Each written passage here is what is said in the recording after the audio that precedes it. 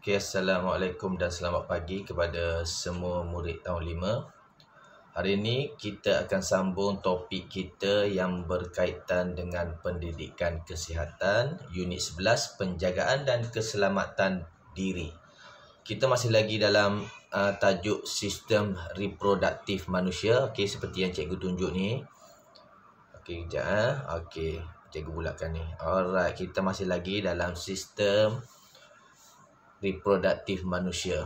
Okey, minggu lepas pembelajaran sebelum ini kita dah belajar tentang sistem reproduktif lelaki dan perempuan. Hari ini adalah sambungan kepada sistem reproduktif manusia. Hari itu kita berhenti di kalau tengok pada buku teks kamu, buka muka surat 73. Untuk hari ini kita tengok muka surat 75. Murid-murid boleh buka muka surat 75. Masing-masing ada buku teks PJK tahun 5. Cikgu nak kamu rujuk buku teks muka surat 75. Hari itu kita berhenti di perkahwinan. Okey, sambungan kepada tajuk sistem reproduktif. Manusia, seperti yang kita tahu, manusia dicipta berpasangan. Ada lelaki dan ada perempuan. Okey, ini bermakna sistem reproduktif dia juga berbeza. Berbeza antara lelaki dan perempuan. Okey, kamu boleh flashback baliklah video cikgu berkaitan dengan sistem reproduktif manusia, lelaki dan perempuan berbeza. Okey, tanpa melengahkan masa, kita tengok tajuk kita hari ini, iaitu sistem pembiakan manusia. Hasil dari perkahwinan, maka manusia akan terus membiaklah. Dalam bahasa yang saintifik dia, membiak. Okey, maknanya daripada ibu dan ayah kita, maka terlahirlah kita. Okey, mari kita fahami proses kejadian manusia. Kita tengok dulu. Manusia dicipta berpasangan antara lelaki dan perempuan, berbeza. Maknanya kalau kahwin, lelaki dengan perempuan, okey, mereka akan berkahwin. Inilah dalam gambar dalam buku teks kamu tu, ada di muka surat 74, ada gambar perkahwinan tu. Okey, kita tengok seterusnya berkaitan dengan selepas mereka berkahwin. Hasil dari perkahwinan akan berlakunya proses pembiakan manusia. Jadi hari ini topik kita berkaitan dengan bagaimana manusia itu terjadi. Kita semua terjadi. Dan bagaimana proses kejadian manusia. Bahasa yang elok, bagaimana proses kejadian manusia. Kita tengok hari ini topik ni dia berkaitan dengan bagaimana kita terjadi. Okey. Jadinya harap murid-murid boleh sambil-sambil cikgu dengar cikgu mengajar, boleh rujuk sama pada buku teks muka surat 75. Sebab ada bahasa-bahasa yang kita sukar faham. Bahasa saintifik, bahasa biologi. Okey, alright. Jom fahami proses kejadian manusia. Kita tengok bagaimana manusia itu terjadi. Kalau tengok pada muka surat 75, buku teks yang kamu ada itu, persenyawaan. Hasil daripada persenyawaan. Okey, ni cuba tengok persenyawaan. Kita tengok dulu apa maksud persenyawaan. Persenyawaan berlaku apabila sperma disalurkan ke dalam faraj dan bersatu di dalam ovum. Okey, kalau kamu tengok dia punya maksud, okey, sperma disalurkan ke dalam faraj dan bersatu di dalam ovum. Hari ini kita nak highlight tentang sperma dan ovum. Faraj, cikgu tahu, cikgu rasa kamu dah tahu. Kita dah belajar tajuk lepas sistem reproduktif manusia. Faraj ni milik jantina perempuan. Jadinya sperma dan ovum ni dia bersatu di dalam faraj perempuan. Okey. Kamu tengok gambar tu. Okey, bagaimana bentuk sperma, bagaimana bentuk ovum. Dalam buku teks kamu muka surat 75. Itu adalah persenyawaan antara sperma dan ovum. Okey. Seterusnya cikgu nak kamu kenali dulu sperma. Okey, sperma ni adalah milik sistem reproduktif bagi kaum lelaki. Sperma ni ada tempat penghasilan dia. Kalau kamu tengok sperma ni dia ada bahagian kepala, bahagian tengah dan bahagian ekor. Di mana terletaknya, di mana terhasilnya sperma ni? Dari mana datangnya sperma ni? Okey, kalau kamu tengok balik dalam muka surat 74 tu, dia ada di bahagian mana? Okey, ni adalah sistem reproduktif bagi kaum lelaki. Bagi orang lelaki. Sperma tu terjadinya di bahagian testis. Tu tempat penghasilan sperma. Jadi kamu kena faham. Sperma ni hanya untuk kaum lelaki. Maknanya sistem reproduktif perempuan dia tak terlibat. Penghasilan dia hanya terjadi dalam sistem reproduktif bagi orang lelaki. Tempat dia adalah di bahagian testis tu. Okey, cikgu bulatkan. Kita tengok, cikgu bulatkan. Ni adalah bahagian testis. Di sinilah tempat penghasilan sperma. Okey, boleh faham? Okey, cikgu harap kamu faham lah. Tengok dalam gambar tu, kamu jelas di mana datangnya sperma. Tu adalah tempat penghasilan sperma. Okey. Seterusnya. Okey, kita tengok. Ni adalah ovum. Dalam gambar, dalam buku teks kamu pun ada. Ni cikgu ambil dalam internet lah gambar untuk jelas, lebih jelas bagaimana bentuk ovum. Nama dia ada zona. Dia punya bentuk dia tu bulat, dia mikro, dia macam mikroorganisma. Nanti kita akan belajar dalam bila dah masuk sekolah menengah, dia lebih detail. Untuk sekolah rendah ni dia tak detail, dia hanya bagi gambaran saja bagaimana ovum. Dia ada nama dia corona radiata, nukleus, cytoplasma, cortical granule, zona pellucida. Tu tak perlu faham. Sebab bukan level kita lagi. Maknanya bukan pembelajaran di sekolah rendah. Nanti bila dah masuk sekolah menengah, kita akan belajar lebih detail. Sifat-sifat dia, bagaimana, apa nama dia. Untuk tahun 5 ni, kita hanya belajar asas saja. Okay? Alright. Nampak? Tu adalah ovum. Okay. Ovum ni, di mana dan dari mana datangnya ovum ni? Kita tengok.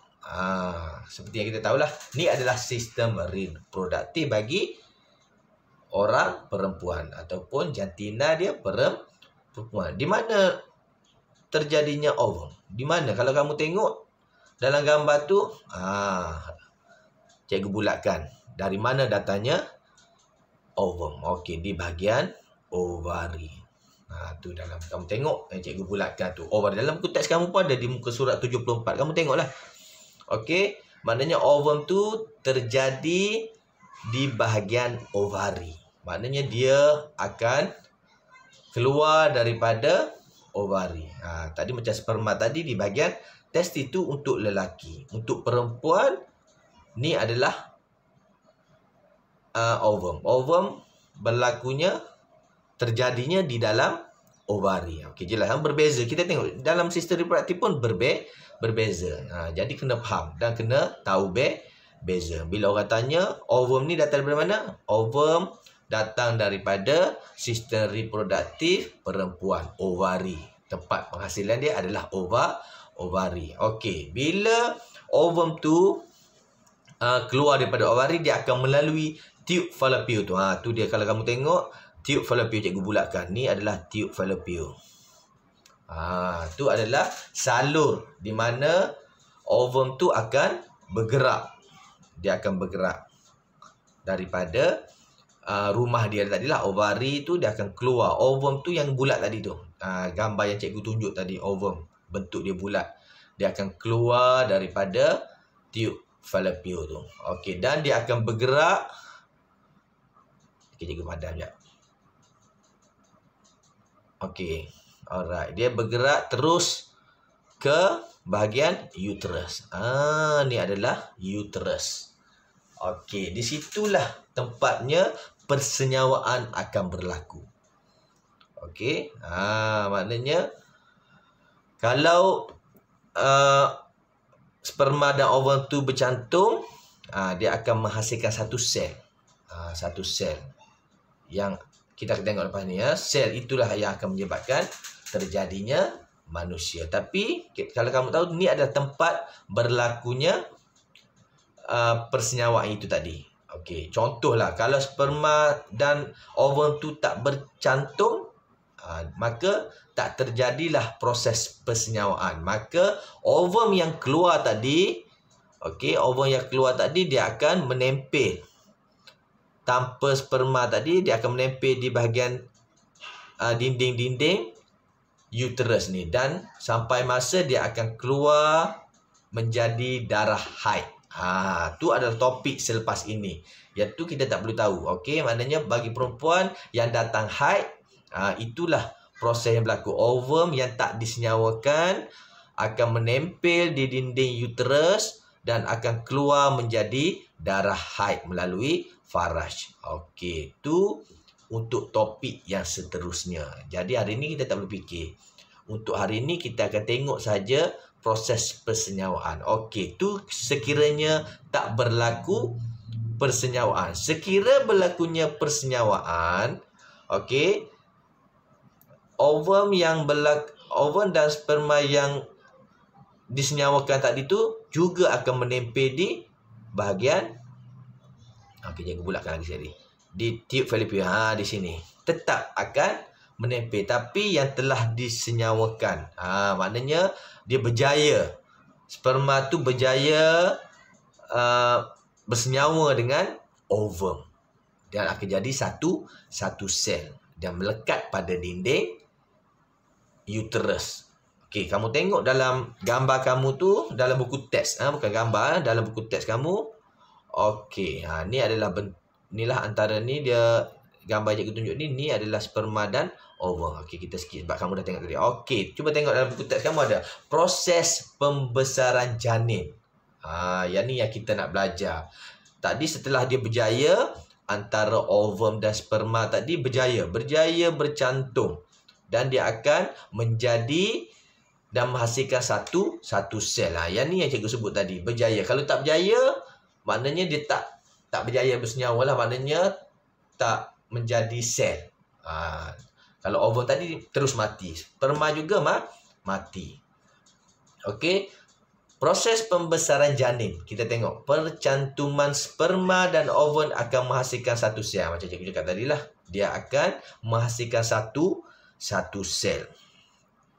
Okey, sel ini akan berganda menjadi 2, 4, 8 dan seterusnya.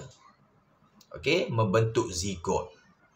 Okey, ni yang berjaya. Kamu tengok biji-biji tu yang berjaya, dia akan jadi zigot. Daripada sel kecil tadi, satu ovum tadi yang bercantum dengan sperma, dia akan menghasilkan sel yang berganda 2, 4, 8 dan seterusnya menjadi zigot. Zigot ada dalam buku teks kamu tu. Kalau kamu tengok gambar zigot, okey, tengok gambar, rujuk gambar dalam muka surat 75 tu, bagaimana bentuk zigot. Okey, ni zigot. Nampak tak? Zigot membesar dan menjadi embrio. Kalau kita tengok, inilah bayi. Kita tengok bayi. Belum jadi bayi lagi, ni zigot. Okay, kalau kita tengok mungkin dalam sebulan, ambil masa, sebulan tu dia bertukar daripada sel kecil tadi, dia akan jadi zigot, membesar menjadi embrio. Okey, tengok buku teks kamu tu. Alright. Okey, boleh faham? Daripada embrio. Okey, tadi ni adalah embrio. Cikgu tunjuklah, takut kamu tak jelas. Ni embrio. Zigot tadi yang ni zigot. Zigot menjadi embrio. Zigot tadi yang sel-sel tadi tu. Okey, yang bulat bercantum banyak tu, ada 8 tadi tu. Okey, ni adalah embrio. Okey, nampak tak? Okey, dah nampak macam bentuk rupa bayi dah ada. Macam menampak kepala. Tengok ni, kita tengok. Okey, kepala dah macam ada ada bentuk kaki. Alright, boleh faham Okey. Dan setelah embrio tu setelah jadi embrio, ambil masa mungkin kita tengok lepas ni ada jadual. Cikgu akan kongsi jadual pembesaran dia macam mana. Okey, ni adalah embrio membesar menjadi fetus. Dalam buku teks kamu tu tak detail, dia tunjuk gambar sebab kita belajar asas kan. Okey, maknanya dia hanya untuk menunjukkan gambaran kepada kamu bagaimana terjadinya kita. Cikgu pun macam itulah, bukan kamu je, cikgu pun hasil daripada proses persenyawaan. Okey, tengok ni embrio membesar menjadi fetus. Fetus. Cuba tengok. Nampak macam bayi ni fetus Tak nampak ke? Okey, cikgu alihkan kamera cikgu ya. Alright. Ni fetus. Dalam buku teks kamu boleh tengoklah. Nampak rupa, cukup sifat dia. Kepala ada, tangan ada, kaki ada. Okey. Ini adalah proses-proses yang berlaku dalam sistem pembesaran janin. Maknanya proses baby lah, bayi dalam kandungan, dalam perut mak ayah kita, dalam perut mak bukan ayah, dalam perut mak kita.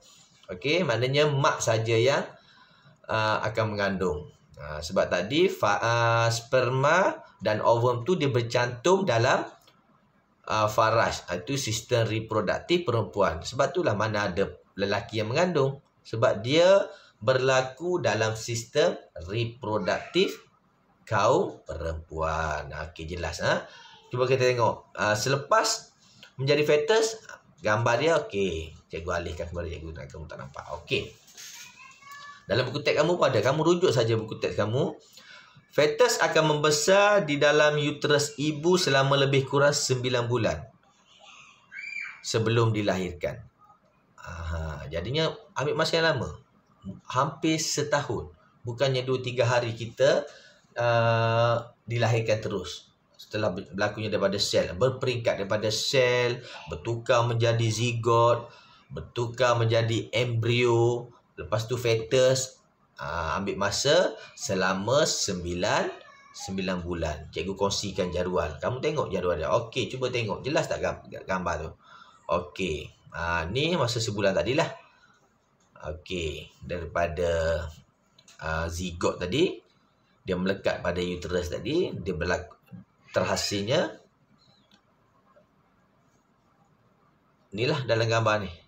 Lepas tu sebulan. Ni 2 bulan. Lepas tu 3 bulan. 4 bulan. Nampak tak perubahan daripada bulan ke bulan? 3 bulan. 4 bulan. Daripada sel yang kecil tadi, dia membesar. Tengok 2 bulan, 3 bulan, 5 bulan. Seterusnya tengok 6 bulan. 6 bulan dah ada rupa bayi. Okey. 7 bulan. Tengok. Dah sempurna bila tengok 8 bulan dan akhirnya 9 bulan. Biasanya maksimum 9 bulan. Lebih-lebih seminggu atau 2 minggu macam itulah. Kalau yang kurang pun ada. Okey. Kalau kelahiran yang sempurna, mestilah dia mengalami proses selama 9 bulan. Okey, dalam perut ibu kita. Semua kita dilahirkan daripada ibu kita. Okey, maknanya daripada sekecil-kecil sel bertukar menjadi bayi. Itu adalah sistem pembiakan manusia. Bagaimana manusia itu terjadi. Jadinya kita boleh tengok itu adalah gambaran bagaimana kita manusia dilahirkan. Terjadi proses berlakunya manusia. Daripada sel sperma dan ovum bercantum, bersenyawa, berjaya dan terciptalah kita semua. Okey, tengok tu adalah 9 bulan. Cukup saja 9 bulan maka berlakunya kelahiran. Okey, itulah tarikh lahir kita. Contohlah kalau bulan 10 lah kita punya tarikh kelahiran. Cukup kita dikeluarkan di dunia yang nyata, bukan dalam perut mak lagi. Maknanya tu adalah hari kelahiran kita. Kita sambut birthday. Tu adalah hari sempena peringatan kita dilahirkan di atas muka bumi ini. Cikgu harap kamu semua jelaslah.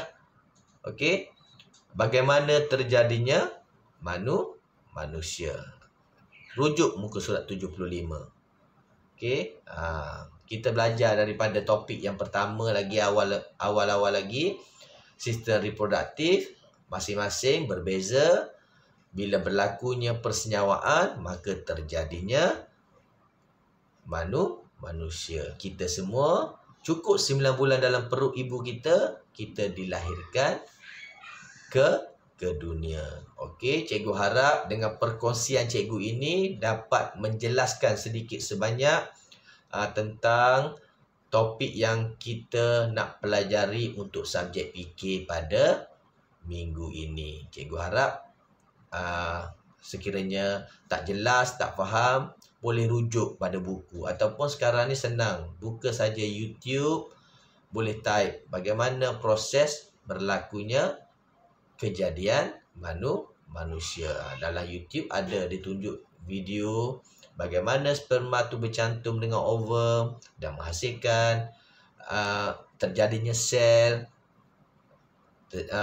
bertukar menjadi zigot, bertukar kepada embrio, fetus dan seterusnya dilahirkan. Okey, harap semua dapat manfaat dengan tajuk kita pada hari ini, iaitu kesihatan diri dan reproduktif, sistem reproduktif manusia berkaitan dengan persenyawaan. Sekian, terima kasih daripada cikgu. Selamat ber-PDPR.